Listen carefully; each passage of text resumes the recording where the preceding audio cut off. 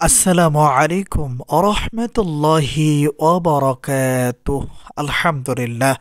সম্মানিত দিনী ভাই ও বোনেরা, আজ আমি আপনাদেরকে শিখাতে চাই সূরাতুল ইখলাসের একটি গোপন আমল।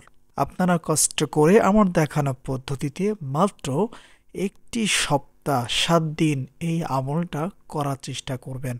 আশা করি ইনশাআল্লাহ সূরাতুল ইখলাসের এই গোপন আমলের বরকতে আল্লাহ সুবহানাহু তাআলা আপনার রিজিকের রাস্তাগুলো প্রশস্ত করে দিবেন। রিজিকের মধ্যে অগণিত রহমত বরকত দান করবেন, যা আপনি কল্পনাও করতে পারবেন না। সম্মানিত দিনী ভাই ও বোনেরা, বিস্তারিত জানার জন্য আর সূরাতুল ইখলাসের এই গোপন আমলটা শিখে রাখার জন্য সম্পূর্ণ ভিডিওটি দেখার অনুরোধ থাকবে। আর প্রতিদিন ইসলামিক নতুন নতুন ভিডিও সবার আগে দেখতে, আপনার পর্যন্ত পৌঁছাতে আমাদের এই ছোট্ট চ্যানেলটি সাবস্ক্রাইব করার অনুরোধ থাকবে। সম্মানিত দিনী ভাই ও বোনেরা, এই আমলটা কখন কিভাবে করবেন পরামর্শ থাকবে।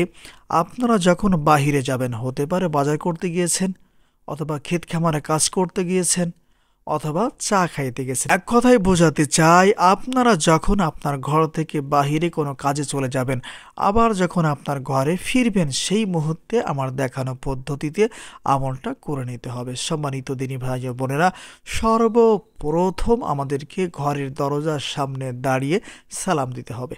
আসসালামু আলাইকুম আরহামাতুল্লাহ।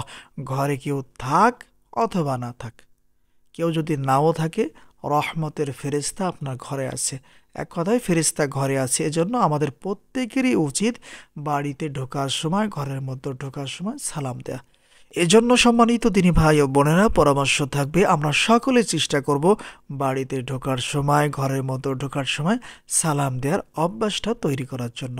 সম্মানিত দিনী ভাই ও বোনেরা, আবার অনেকেই আছেন স্বামী হলে স্ত্রী ঘরে থাকলে সালাম দেয় না, মানে স্বামী তার স্ত্রীকে সালাম দিতে চায় না, আবার স্ত্রীও স্বামীকে সালাম দিতে চায় না। এটা কিন্তু রাসূল সাল্লাল্লাহু আলাইহি ওয়াসাল্লামের সুন্নাতের খেলাফ। স্বামী তার স্ত্রীকে সালাম দেবে। রাসূল সাল্লাল্লাহু আলাইহি ওয়াসাল্লাম সব সময় তার স্ত্রীদেরকে আগে সালাম দিতেন। এজন্য সম্মানিত দিনী ভাই ও বোনেরা, লজ্জা শরম না করে আমরা এই ভালো কাজগুলা করার অভ্যাস করে নিব ইনশাআল্লাহ। স্ত্রী যদি স্বামীকে আগে সালাম দেওয়ার সুযোগ পায়, তাহলে স্ত্রী স্বামীকে সালাম দিবে। আবার যদি স্বামী তার স্ত্রীকে সালাম দেওয়ার সুযোগটা আগে পায়, সালাম আগে দেবে। সালাম আগে দিলে সব বেশি, পাশে দিলে সব কম। এজন্য আমরা সকলে চেষ্টা করব বেশি বেশি করে সালাম দেওয়ার জন্য। আবার সালামের মধ্যেও একটি গোপন উপকার আছে। আবার সালামের মাধ্যমেও কিন্তু অনেক কিছু হাসিল করা যায়। যেমন অনেক সময় দেখা যায় স্ত্রী তার স্বামীকে বশ করার জন্য অনেক দোয়া, আমল অথবা তাবিজ কবজ করে থাকেন। আবার স্বামীও তার স্ত্রীকে বশ করার জন্য অনেক তাবিজ কবজ করে থাকেন। কিন্তু এখানে একটা সহজ বিষয় রয়ে গিয়েছে। যদি স্বামী স্ত্রীর মধ্যে এই সালামের অভ্যাসটা থেকে থাকে, স্বামী যদি তার স্ত্রীকে বেশি বেশি সালাম দেয়, স্ত্রী যদি তার স্বামীকে বেশি বেশি সালাম দেয়, এতে করে দুজনের মধ্যেই মিল, মহাব্বত, ভালোবাসা তৈরি হয়ে যাবে। এজন্য সম্মানিত দিনী ভাই ও বোনেরা, যদি সম্ভব হয় এই ছোট ছোট আমলগুলা করার চেষ্টা করবেন ইনশাআল্লাহ। সম্মানিত দিনী ভাই ও বোনেরা, তাহলে আমাদের সর্বপ্রথম কাজ হচ্ছে, আমরা যখন বাহিরের থেকে ঘরে প্রবেশ করব, সেই মুহূর্তে ঘরের দরজার সামনে দাঁড়িয়ে সালাম দেব। সালাম দেওয়ার পরে ঘরের মধ্যে প্রবেশ করব। এরপরে আউযু বিল্লাহ, বিসমিল্লাহ সহ সূরাতুল ইখলাস পড়া শুরু করব। যেমন أعوذ بالله من الشيطان الرجيم بسم الله الرحمن الرحيم قل هو الله أحد الله الصمد لم يلد ولم يولد ولم يكن له كفوا أحد। এরপরে আবারও বিসমিল্লাহ সহ পড়বেন। বিসমিল্লাহির রহমানির রহিম قل هو الله أحد الله الصمد لم يلد ولم يولد ولم يكن له كفوا أحد। আবার পড়বেন বিসমিল্লাহির রহমানির রহিম قل هو الله أحد الله الصمد لم يلد ولم يولد ولم يكن له كفوا أحد। এরপরে কষ্ট করে যে কোনো দুরূদ শরীফ পড়বেন 2 বার। এই আমলটা যদি আপনারা কন্টিনিউ করতে পারেন, যদি বিশ্বাস করতে কষ্ট হয়, তাহলে আপনারা 1 সপ্তাহ 7 দিন পর্যন্ত আমার দেখানো পদ্ধতিতে আমলটা করার চেষ্টা করেন। সম্মানিত দিনী ভাই ও বোনেরা, তবে এখানে কিছু বিষয় আপনাকে খেয়াল রাখতে হবে। যেমন ওই ঘরে যারা বসবাস করে, যাদের বয়স 10-12 থেকে উপরে, এরা অবশ্যই যেন 5 ওয়াক্ত নামাজ সঠিকভাবে আদায় করার চেষ্টা করে। আর সম্মানিতা মা বোনেরা, আপনাদেরকে বলছি, আপনারা অবশ্যই ওই ঘরের মধ্যে পর্দা সহকারে থাকার চেষ্টা করবেন। অনেক মা বোন আছেন যারা ঘরের মধ্যে চলাফেরা করেন কিন্তু মাথায় কাপড় থাকে না, এর কারণে রহমতের ফেরেশতা আপনার ঘরে প্রবেশ করবে না। যেই ঘরে বেপরদা আছে ওই ঘরে রহমত আসবে না, রিজকের মতো বরকত হবে না। যেই ঘরে বেনামাজি থাকে ওই ঘরে রহমতের ফেরেশতা থাকে না, রহমতের ফেরেশতা আসে না।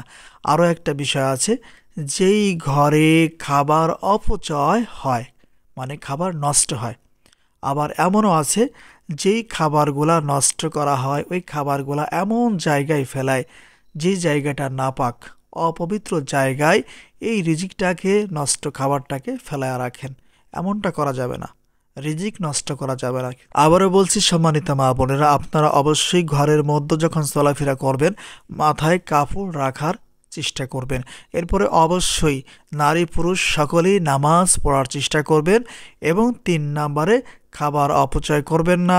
আপনার যেই খাবারটা বেঁচে যাবে কখনো ডাস্টবিনে, ময়লার মধ্যে, অপবিত্র জায়গায় ফেলাবেন না।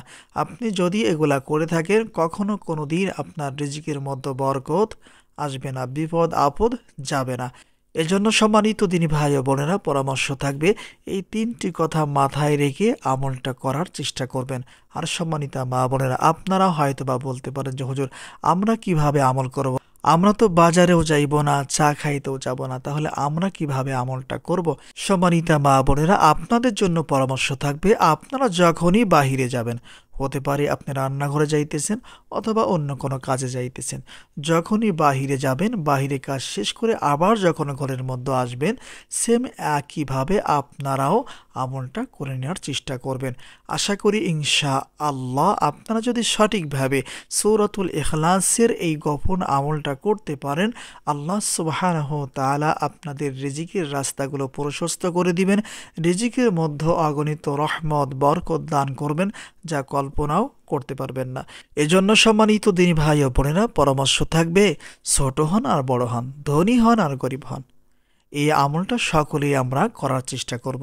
রাসূল সাল্লাল্লাহু আলাইহি ওয়াসাল্লাম তার একজন সাহাবীকে এই আমলটা শিখাইয়া দিয়েছিলেন। এজন্য আমরা সকলেই খুশি মনে আল্লাহ সুবহানাহু ওয়া তাআলার উপর ভরসা করে আমলটা করার চেষ্টা করব। আল্লাহ সুবহানাহু ওয়া তাআলা আমাদের সবাইকে সূরাতুল ইখলাসের এই আমলটা করার তৌফিক দান করুন এবং এই আমলের মাধ্যমে আল্লাহ সুবহানাহু ওয়া তাআলা আমাদের রিজিকের রাস্তাগুলো প্রশস্ত করে দিন, রিজিকের মধ্যে অগণিত রহমত বরকত দান করে দিন। সকলেই বলি আমিন। আসসালামু আলাইকুম ওয়া রাহমাতুল্লাহ।